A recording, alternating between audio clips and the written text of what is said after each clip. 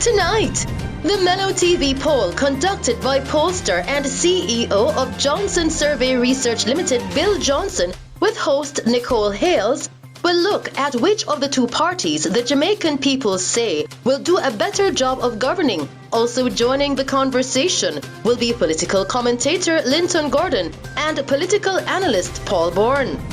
Prime Minister Andrew Holness faces criticism from the opposition leader Dr. Peter Phillips regarding comments he made about late former Prime Minister Michael Manley. Still tonight, NWC says it is necessary to regulate water in the communities of Bamboo and Lookout that are served by the Seaview facility in Hanover.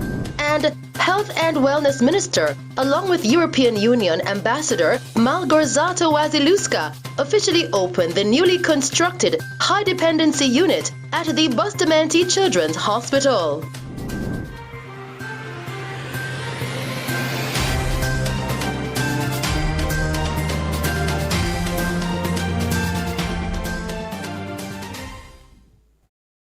Good evening. In breaking news tonight, the government has tabled a motion in Parliament proposing changes to the law to allow for local government and general elections to be held at the same time. Leader of Government Business in the House, Carl Samuda, tabled the motion on behalf of Prime Minister Andrew Holness. Still making news tonight, we continue to look at the findings from our Mello TV poll conducted by POLLSTER and CEO of Johnson Survey Research Limited, Bill Johnson. Host NICOLE HAYLES will this evening look at which of the two parties the Jamaican people say will do a better job of governing. And also joining the conversation will be political commentator Linton and political analyst Paul Bourne. Still making news tonight, Prime Minister Andrew Holness is facing criticism from the opposition leader and president of the People's National Party, Dr. Peter Phillips, regarding a speech he made last Thursday, during which he made reference to late former Prime Minister Michael Manley. More on this story with Colleen May.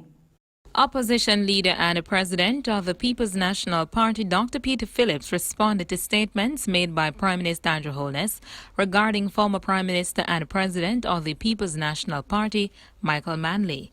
The departure from course during this period of industrialization and industrial development was not due to external forces. It was due to the misadventure of the PNP, which diverted us from the path of economic growth, selling the people of Jamaica false hope and unrealistic dreams, for which the country is still paying today. Countries like Singapore and South Korea, who were both very poor, indeed South Korea was much poorer than Jamaica, at the time of the third industrial revolution, they were just industrializing on the second wave of industrialization, but they stayed the course. Instead, we had a flirtation with ideologies that were foreign to us and did not serve us well. Dr. Phillips, in recent remarks, said the Prime Minister does not understand the history of the Manley administration. He, the Prime Minister, undertakes an analysis of the economic realities of Jamaica in the 70s. Yet there is not one mention of the oil price shock of 1973, which demolished Jamaica's balance of payments. And not even one word of the international economic pressure that came on Jamaica, beginning with the effort to institute a bauxite levy so that our small country could survive this economic shock. He was a little toddler at the time, but that is no excuse for not reading. What Michael Manley's administration did and what we stand for, Michael Manley definitively destroyed the foundations of plantation society in Jamaica once and for all. Dr. Phillips further went on to outline the various successes of the Manley administration. Those things that are part of the legacy of Michael Manley, what would he like to remove? Is it the NHT? That Michael and that administration established so poor people could get housing and access to housing? Is it that they want to discard the gains made by the Status of Children's Act that ensure that no bastard no there again? Or is it maternity leave with pay for women that established Jamaica as being in the forefront of women's rights, something that isn't even established in great powers now? Or is it equal pay for women? Or is it the rights of workers to organize that were codified in the Labor Relations and Industrial Disputes Act? Were they opposed to Jamal? Are they opposed to an independent foreign policy? Are they opposed to free education? The Port Authority of Jamaica, the Rural Electrification Program, the Jamaica Maritime Institute, whose reputation they have solid as it has become the Caribbean Maritime University. Do they have a problem with the National Youth Service or the community health aid programs? Tell us what of it you want to remove, because those programs made a new and better Jamaica for those times. Reporting for Mello TV News, I'm Colleen May. In news from St. Anne, investigators attached to the Traffic Division are still probing the circumstances surrounding the fatal accident that claimed the lives of 2 men along the Ocherius Main Road in the parish on Sunday. Now deceased are 26-year-old fisherman Romario Williams and 25-year-old Orain Newman, both of Stairtown in the parish. Reports coming into our news center from the police are that shortly after 10 p.m., Mr. Williams was driving a Toyota Sprinter motor vehicle with 3 men on board traveling towards St. Mary. Upon reaching a section of the roadway, he allegedly lost control of the vehicle, which crashed into a utility pole. All 4 occupants, including Williams and Newman, sustained severe injuries. They were rushed to the St. Anne's Bay Hospital, where they were pronounced dead. The other 2 male passengers were treated and admitted. Still making Mello TV news, the Minister of Tourism Edmund Bartlett has announced a suite of financial measures in the form of grants and loans to assist small and medium tourism enterprises, SMTEs. We are in discussion with the Jamaica National Group Limited and the National Import-Export Bank, which have over $500 million. If you recall, Mr. Speaker, that the TF had put $1 billion Jamaican dollars with the Exim Bank for the purpose of supporting and enabling small and medium tourism enterprise to get affordable credit.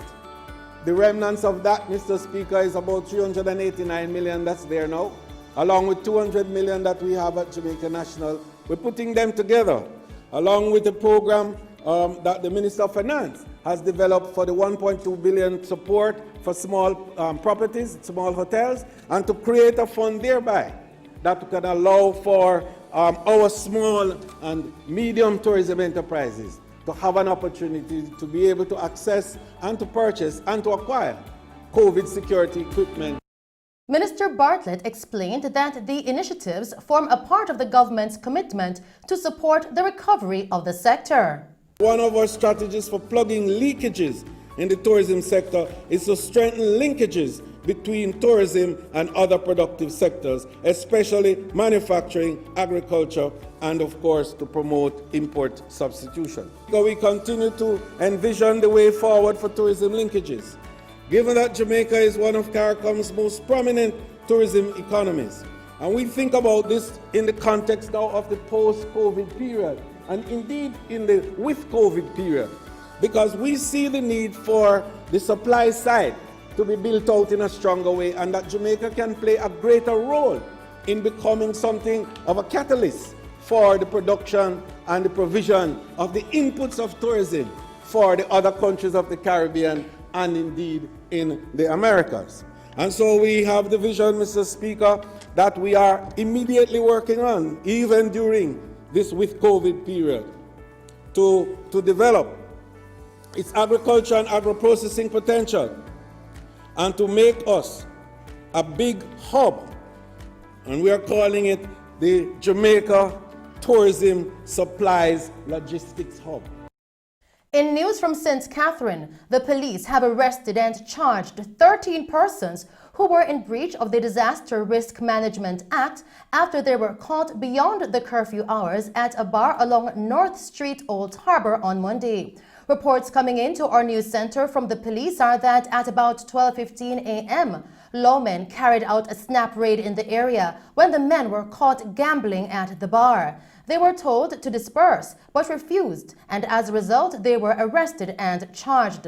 Their court dates are being finalized. In the meantime, the police are encouraging citizens to conform to the regulations outlined in the Disaster Risk Management Act for their own safety.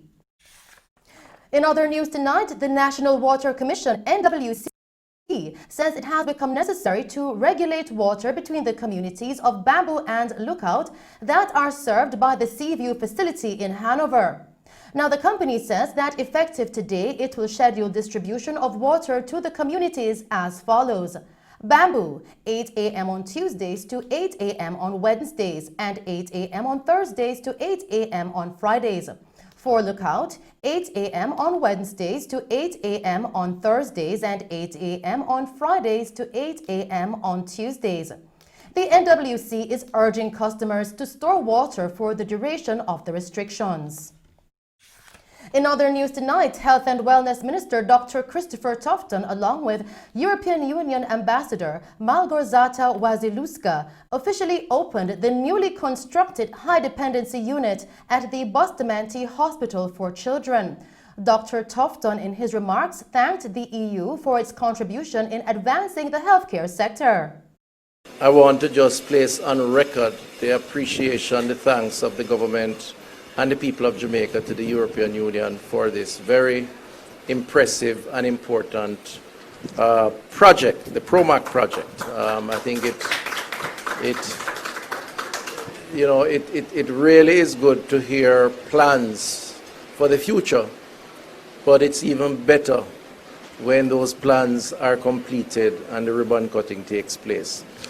But at this period of this cycle, it does cause you to reflect on your stewardship that we forge as we work together. And in that regard, I think the European Union has been, during my tenure, and I believe before that, an amazing partner, a constructive partner, a partner that clearly, as is manifested here today, demonstrated tangible contributions to the state of our public health infrastructure. The Health Minister highlighted the importance of the newly constructed unit. This PROMAC program, which started in 2013, has demonstrated significant capacity addition. It is giving mother and child care in our country a significant boost. Indeed, it is filling a gap that had existed before, which otherwise may not have been filled if we did not have this 22 million euros, not just for the building and the equipment, but for the training and for all the other things that are associated with this concept, this program.